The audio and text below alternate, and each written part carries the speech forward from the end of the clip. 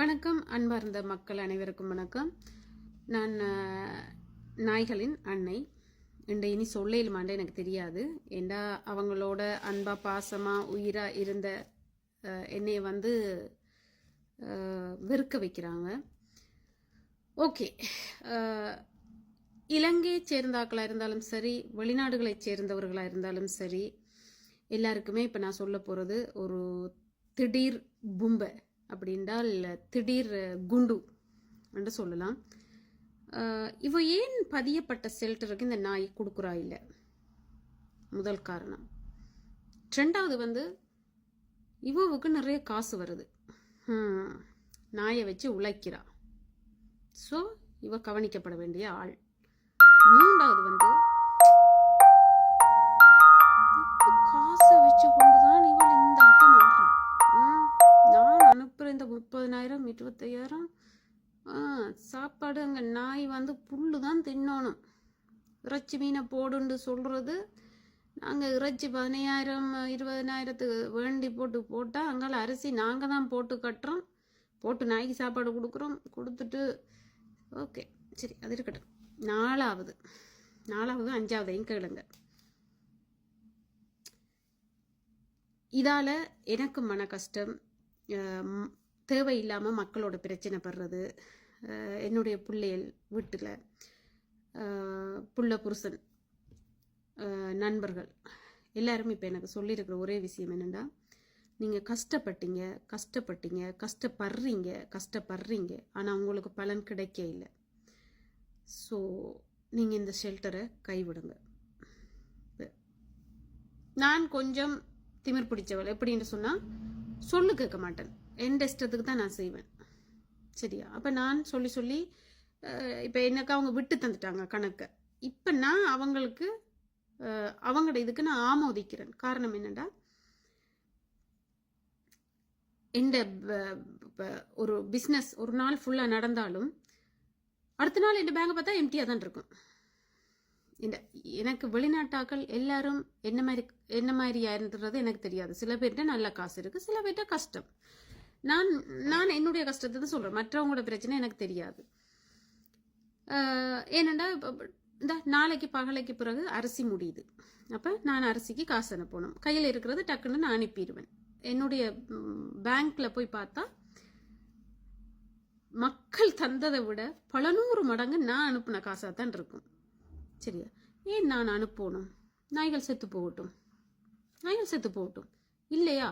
வெளிநாட்டில் இருக்கிறவர்களாக இருந்தாலும் சரி, ஊரில் இருக்கிறவங்களா இருந்தாலும் சரி, நாயை தத்தெடுங்க. இல்லைண்டா யாராவது இந்த இப்போ மீனான்ற ஃபேக் ஐடி மாதிரி வேனோட பிடிச்சிட்டு அவ்வளோ நாயையும் பதியப்பட்ட ஷெல்டருக்கு தயவு செய்து கொண்டு போய் கொடுங்க. இந்த ஹெல்ப்பை நீங்கள் எனக்கு பண்ணுங்க. விளங்குதா? ஏனண்டா இப்போ அது கொடுக்காதபடியே தானே பிரச்சனையாக இருக்குது. கொடுங்க, தாராளமாக நீங்கள் எடுத்துக்கொண்டு போய் கொடுங்க.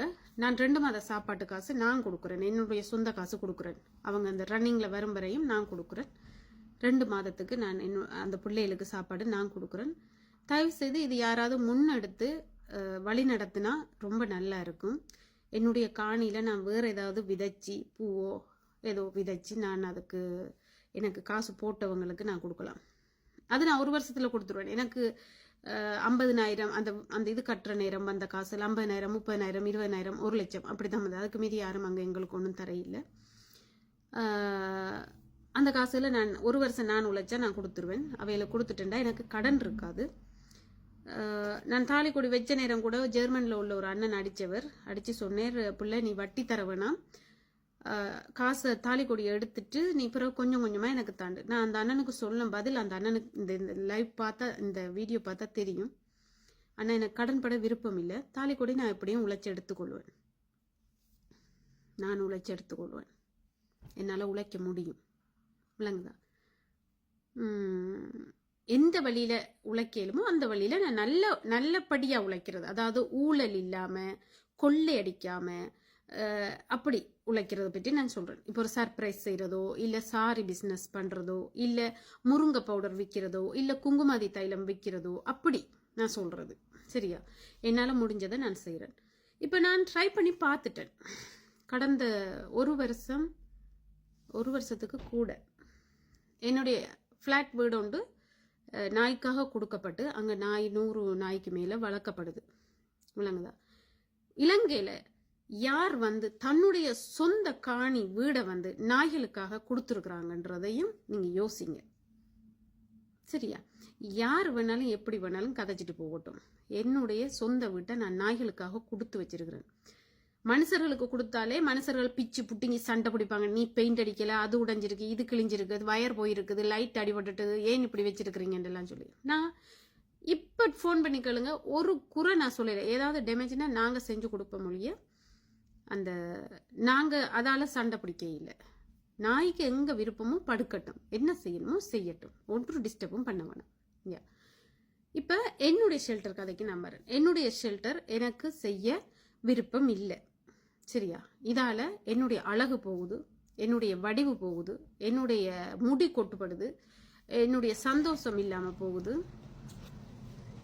சாரி, ஆட்கள் வந்துட்டாங்க. இப்போ அதால் எனக்கு செய்கிறதுக்கு மனசு கஷ்டமாக இருக்குது. ஏனெண்டா நான் நிறைய ஸ்ட்ரெஸ் ஆகிறேன். நான் ஒரு புனிதமான என்னுடைய இதயத்தால் எங்களுடைய காசை போட்டு செய்து மக்களுடைய சப்போர்ட்டால் செய்து கொண்டிருக்கையில் மக்களும் எனக்கு சேர்ந்து துரோகம் செய்கிறவங்க.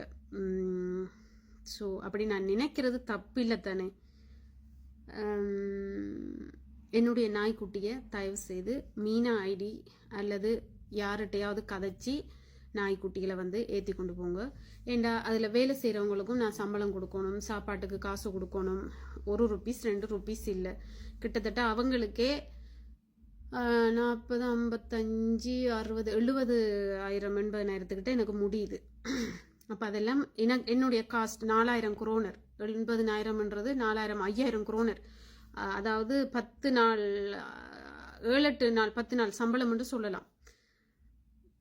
அது அவ்வளோ கொடுத்து எனக்கு செய்ய விருப்பம் இல்லை.